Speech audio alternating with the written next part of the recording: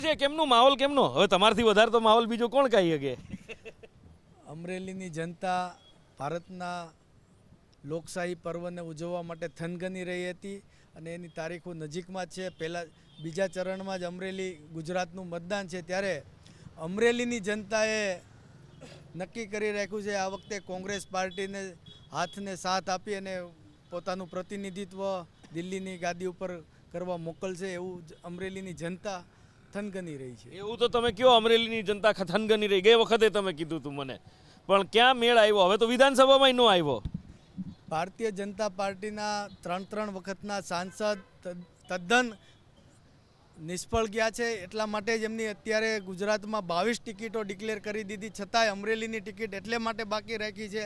ત્રણ વખતના ચૂંટાતા સાંસદને રિપીટ નથી કરવામાં આવ્યા, કારણ કે એની પ્રત્યે લોકોનો રોષ છે, ભાજપ પ્રત્યે લોકોનો રોષ છે, અને એટલા માટે ઉમેદવાર બદલી અને લોકોના રોષને ઠારવાનું કાર્ય ભારતીય જનતા પાર્ટી કરી રહી છે. ત્યારે અમરેલી માટે કોંગ્રેસ પાર્ટીએ નવયુવાન બેન શ્રી જેનીબેન ઠુમ્મર ઉપર કળશ ઢોળી અને પોતાનું પ્રભુત્વ દેખાડવાનો પ્રયત્ન કર્યો છે.